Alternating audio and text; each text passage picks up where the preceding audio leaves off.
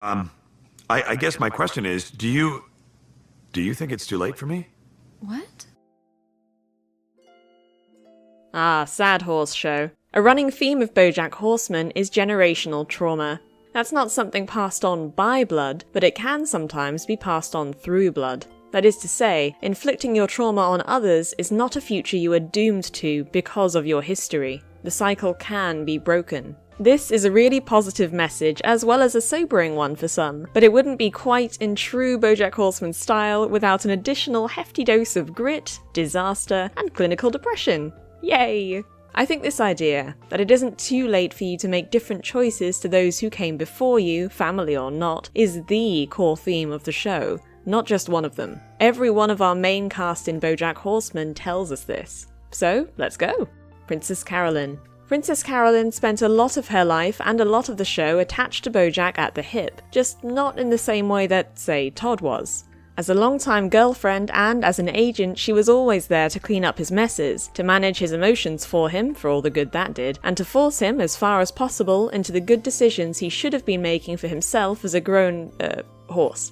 And this weighed on her. This pattern of behaviour didn't even start with Bojack. In Season 3's Best Thing That Ever Happened, How do you know how to do this? My mom was a living maid for a rich family. She had a little trouble bending her elbow too much, glug glug. to Season 5's The Amelia Earhart story, we see that PC was raised by a similarly needy, toxic addict who took personally any reasonable choices other people independently made. PC's mother, for example, openly made PC choosing to move away into a problem, citing her own home struggles, choosing to conflate healthy support from her daughter with servitude under a veneer of love as an ultimate guilt trip, just to get Princess Carolyn to do what she wanted. And yet, for all the 40+ years that PC has internalized, reinforced, and practiced this mentality of burning herself out for others, but also rightly not giving up on her ambitions, PC isn't doomed to burn herself out forever. And she starts noticing her behaviour for what it is, being neglectful to herself, largely. Slowly, she starts putting more thought into what she actually needs and wants, and learns, again very slowly, to look at herself in a more balanced way, instead of just lambasting herself for perceived shortcomings. She drops Bojack as a client, eventually stops cleaning up his personal messes, learns to delegate, and builds a family of her own after years of pining for one. She even learns that she doesn't have to do it all at once, or be perfect as a mother, a message that women very much need to hear, in my opinion. The clearest, most potent sign of her life changing for the better is something brought up a lot: her inviting Bojack to her industry wedding, as opposed to the do for friends and family only. During the last talk, she acknowledges her past, smiles about it, but doesn't revert to her old ways. It wasn't too late for her.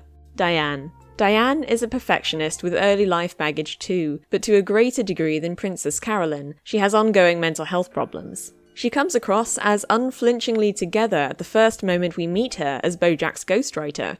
I don't know if Diane is damaged enough to tell my story. She's so functional. Oh, I'm so sorry, Mr. Horseman. She's too functional. Why don't I just get on the phone and call a less functional? What are you talking about? Her own father's death doesn't seem to outwardly faze her. She doesn't break stride, she just changes her plans and they make a brief stop in Boston for it. My dad just died. Oh my god. Did we talk about firming up the release date? I was thinking late September. I am so sorry. It's fine, he was old and also the worst. Such a terrible tragedy. Really puts everything in perspective. Where does that leave us as far as the book of it all? However, the more we get to know Diane through this episode, and many more, the more we see her inner demons, so to speak. She doesn't just struggle with her mental health, she struggles against her poor mental health. Diane's expectations for herself are higher than reasonable. She sets expectations for herself as if she has no mental health problems at all, because we're shown increasingly that she doesn't think she deserves to feel bad, as shown through her scattered inner monologue as she tries to write. You're fine. Name one example of me being a bad dad. Okay. What about how you made me lose on purpose at Boggle so my brothers would think they were, quote, wicked smarter than a girl? That's all you got? I got other things. And even when she recognizes that she feels bad, she feels compelled to directly make something of it, as in Season 6's Good Damage. But I don't want to write a middle grade fiction detective series. I think you do, though. Because when I was reading it, I could tell you were having fun. Yeah, but I'm not writing a book to have fun. If I don't write my book of essays now, I never will. So, don't write your book of essays. I have to. Why? Because if I don't, that means that all the damage I got isn't good damage. It's just damage. It's a very, very hard mentality to unlearn, especially for people who see themselves as underachieving if they slow down for even a second. But eventually, Diane recognizes that even if you're very goal-oriented, rest isn't earned by achieving goals, it's necessary for achieving them, as well as just, keeping you alive. And although Diane never seems to fully love herself in the series, she accepts at least some of the things that she is, wants, and needs. This comes in the form of her relationship with Guy, of Chicago, drafting Ivy Tran's stories, and actually taking her antidepressants. Diane's journey is a roller coaster throughout the show, but she ends it in an immensely better place than she started. Mr. Peanut Butter. Out of all your main cast, you might expect Mr. Peanut Butter to change the least. In fact, that's kind of a theme with him. He starts out as the anti-Bojack, the rip-off star whose obnoxious on-screen bumbling cheer is actually genuine somehow. He stands out amongst the other protagonists because as much as being the face of depression is a late show gag with him, he really doesn't seem to have deep inner turmoil. He gets upset very occasionally, sure, like anyone, but it's not a festering pit of suffering, Yet he does have a major problem at the start of the show. The boundless energy and repetition that make his career so successful, his public image so consistent, is exactly what brings down his personal life. Season 5's Mr. Peanut Butter's Booze is a perfect, concise illustration of how he's in such a reliable cycle in his personal choices, no matter how old he gets, that he even makes the same dating choices, over and over and over, and the relationships all fall apart for the same reasons, over and over and over. But with Diane's help, and after the horrible end to his relationship with Pickles the waitress, he finally seems to acknowledge that he is making the same choices, over and over. And after Pickles, although the show doesn't cover much more time, to his credit we don't see him courting another 20-something-year-old. It's hard to judge, but it seems like he might also be doing something different with his life, including the whole face of depression thing. Diane says that his girlfriends and wives all outgrow him because they start out so young, but I don't think that's quite the right assessment. Mr. Peanut Butter just isn't a person to grow old with, as he currently is, and it's a good thing he ends the series alone for once, not a sad thing. Not everyone has to or should be with someone. Todd.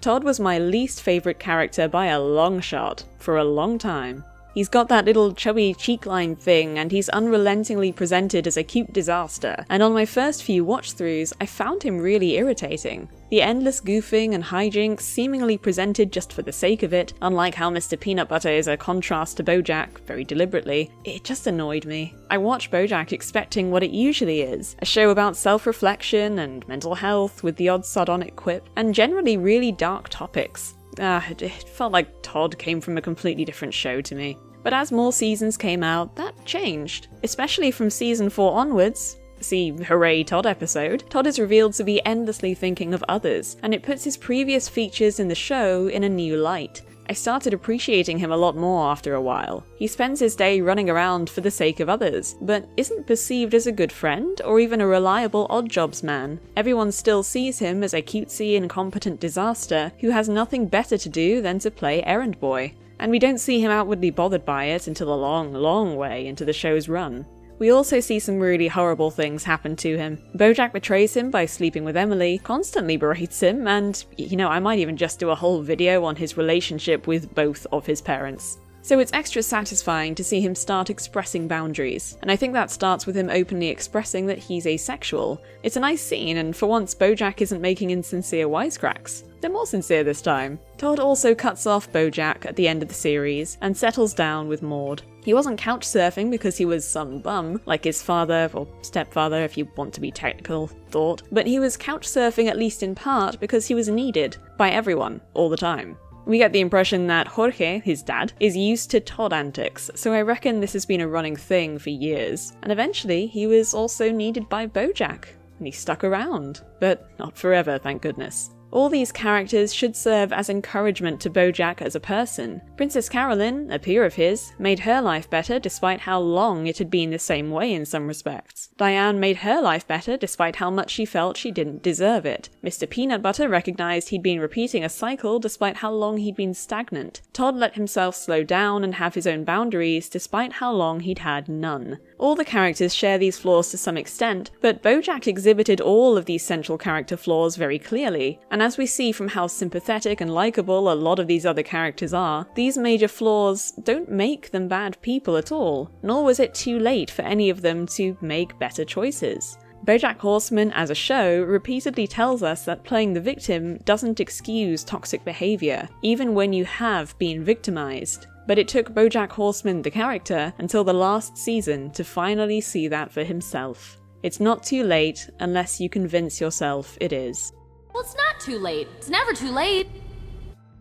I hope you enjoyed this video. I've been meaning to make a Bojack one for a while. Bit of a different tone, eh? If you liked it, feel free to check out the rest of my channel, and make sure to subscribe for more similar content. Bye-bye!